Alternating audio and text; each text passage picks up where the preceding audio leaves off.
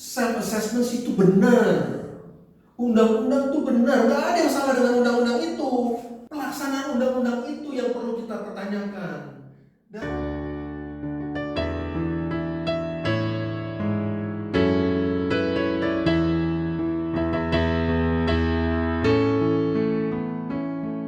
Pak, sudah saatnya kita bicara bagaimana pajak itu dipungut. Apa benar rakyat kurang patuh bayar pajak? tunggu dulu. Jangan asal salahkan rakyat, lihat dulu bagaimana pemerintah memungut pajak. Sudah efektif atau belum? Ada dua fitrah ya yang perlu kita tahu tentang dalam perpajakan yang harus kita ingat. Yang pertama adalah tidak ada orang yang suka rela bayar pajak. Itu prinsip dasar pemungutan pajak. Dan itu adalah naluri. Yang kedua, nah ini teorinya rescue ini, asli dia. Yaitu pembayar pajak adalah orang pintar. Karena kalau tidak pintar dia tidak bisa menghasilkan uang sehingga bisa kena pajak. Kalau nggak pintar dia cuma dapat uang recehan. Jadi tidak dilirik sama pajak. Nah, orang-orang yang nalurinya memang tidak suka sesuatu, dia akan mencari jalan untuk tidak melakukan sesuatu itu. Dan itu analognya sama dengan pajak.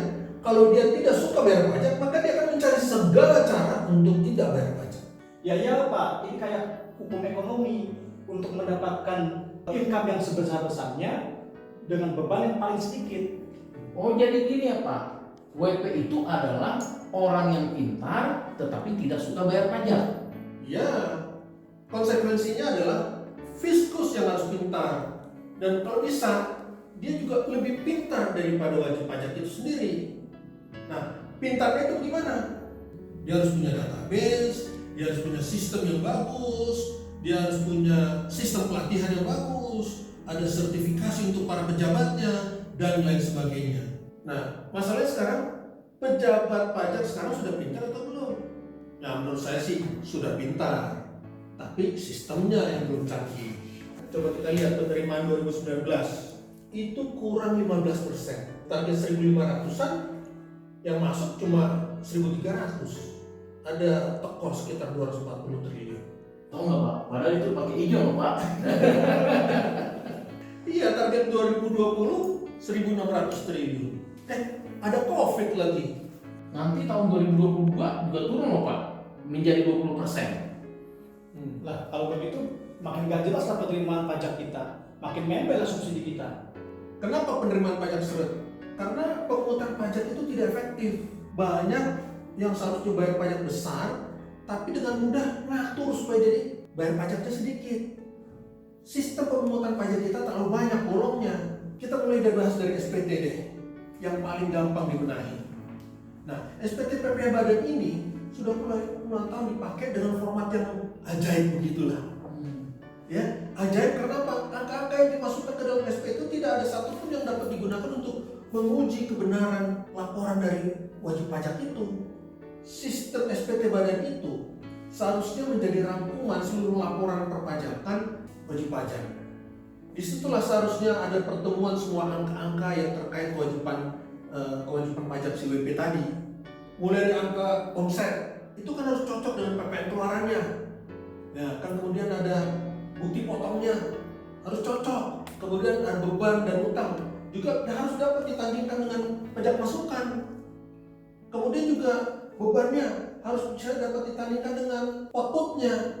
Intinya SPT Badan itu harus bercerita tentang seluruh aktivitas perpajakan si WP tadi, yang setiap angkanya harus saling uji. Jadi seharusnya ada sistem yang bisa membuat angka-angka itu saling terhubung dong Pak. Iya, jangan saling terkunci. Dengan SPT model sekarang, akrobat seperti itu gampang sekali. SPT bisa diatur sedemikian rupa, penghasilan bisa dikurangi, beban bisa ditambah karena angka-angkanya tidak ada saling berhubungan. Besarnya laba bisa diatur, sehingga besarnya pajak juga bisa diatur. Yang seharusnya dia bayar 25M bisa turun menjadi 5M. Masa segitu gampangnya ngebohongin negara? Itu juga kalau dibayar Pak, bisa aja NTPN itu diisi sembarangan, asal-asalan, lapor e-filing masih bisa diterima tuh Pak. Nah, lebih gila lagi itu.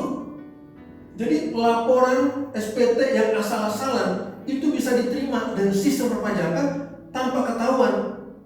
DJP bilang, amin katanya. Dia terima semua SPT akrobat itu. Ya kan Pak, pasal 12 ayat 1 KUP self assessment dong Pak. Dan juga pasal 3 ayat 1 KUP, SPT disampaikan dengan benar, lengkap, dan jelas. Jadi tanggung jawab PP dong Pak. Nah iya, self assessment itu benar. Undang-undang itu benar, nggak ada yang salah dengan undang-undang itu. Pelaksanaan undang-undang itu yang perlu kita pertanyakan. Dan mata jangan cuma lihat KUHP, lihat juga bagaimana undang-undang itu dijalankan. Itu seperti dua sisi mata uang, yang di satu di wajib pajak, yang di satu untuk pemerintah. Tetapi di pemerintah juga dia harus membuat rambu-rambu untuk memastikan wajib pajak melakukan self assessment dengan baik dan melaporkan SPT dengan benar, lengkap, dan jelas. Jadi tahu nggak kapan SPT model akrobat ini bakal ketahuan? Ya, kalau ayatnya rajin baca. Ya kalau diperiksa Pak. Salah. Kalau sial. Maksudnya gimana Pak? Iya, kalau sial. Memang betul, AR berfungsi, pemeriksa pajak berfungsi. Tapi penerimaan negara sangat tergantung kepada individu-individu para petugas tadi. Dan itu sangat tidak sehat. Kita terlalu bergantung kepada perorangan itu dan bukan kepada sistem. Nah, kalau AR atau pemeriksanya reliable, bagus. Tapi apakah mereka reliable? Reliable itu artinya pintar. Dia punya pendidikan bagus, pengalaman bagus, jago hitung juga bagus. Pintar. Yang kedua, dia didukung oleh sistem. Dia didukung oleh sistem sehingga dia bisa mendapatkan informasi perpajakan tentang WP yang diperiksanya dengan baik. Kemudian yang ketiga, ini nggak kalah ini yang paling penting sebetulnya bahkan. Dia harus berintegritas. Integritas itu artinya jujur dan bertanggung jawab. Tanpa integritas, semua temuan itu bisa di86kan sama dia. Maksudnya di beg depan Pak. Berarti nggak Pak. Makanya ini perlu diperhatikan. Jangan sampai WP tukang akrobat itu tidak tertangkap. Kalau dari ketiga unsur tersebut satu saja tidak terpenuhi Pak, ya penerimaan negara amsyong dong. Amsyong. Makanya pemeriksa itu harus pintar. Kalau dia bego, dia nggak tahu bahwa itu SPT akrobat. Ada satu lagi Pak, emangnya DJP mampu untuk periksa SPT semua? Nah, memang ini masalahnya. SPT yang masuk, saya dengar itu 12 juta. Kalau mau diperiksa semuanya, ya nggak mungkin. Padahal pemeriksaan itu satu wajib pajak bisa diperiksa bisa sampai setahun itu periksanya. Kalau 12 juta gimana cara periksanya? Ya kalau AR mau baca semuanya juga bisa jereng mata AR-nya itu. Iya kan? Jadi gimana? Nggak ada pilihan. DJP harus punya sistem yang mumpuni, yang bisa mencatat semua transaksi yang terkait dengan perpajakan, sehingga ada potensi penerimaan pajak yang tidak bisa hilang dari situ. Pembuatan SPT badan harus sudah pre-populated, dan katanya PPN sudah mulai mau membuat SPT yang pre-populated tadi. Tapi Pak, kalau SPT badan sudah pre-populated, nggak cukup Pak kalau SPT badan itu belum merangkum seluruh jenis pajak. Ya kalau seperti itu, ujung-ujungnya tergantung dari pemeriksaan dan kembali lagi kepada petugas pajak di lapangan. Ya memang menurut saya pemerintah lebih serius dalam menangani masalah pemungutan pajak ini. Kalau tidak, pemerintah akan terus mengalami kesulitan dalam membiayai pembangunannya. Ya rasanya kan kurang enak kalau dengar ada BPJS subsidinya harus dikurangi sehingga nanti tarif BPJS harus naik. Kemudian listrik yang 900 watt atau ke bawah itu subsidinya mau dihapus. Kok negara kayak nggak punya duit begitu kelihatannya? Kan ini sebetulnya bisa ditangani kalau pemungutan pajaknya itu bisa dipungut dengan baik. Jangan sampai pemungutan pajak yang kurang bagus ini bisa membuat sengsara buat rakyat kecil, dan itu tidak fair. Itu pemerintah harus bisa mewujudkan apa itu namanya tuh nawacita yang dia bilang itu ada kemandirian ekonomi. Kan pemerintah ada cita-cita ke sana. Itu harus bisa dikelola dengan baik dengan menggunakan pemungutan pajak yang efisien, sehingga orang-orang yang membayar pajak yang seharusnya tinggi dia bayar pajak tinggi, yang bayar pajaknya rendah dia bayar pajak rendah. Jangan sampai pemerintah sekarang sudah mau menurunkan tarif pajak malah semakin ambrol nanti.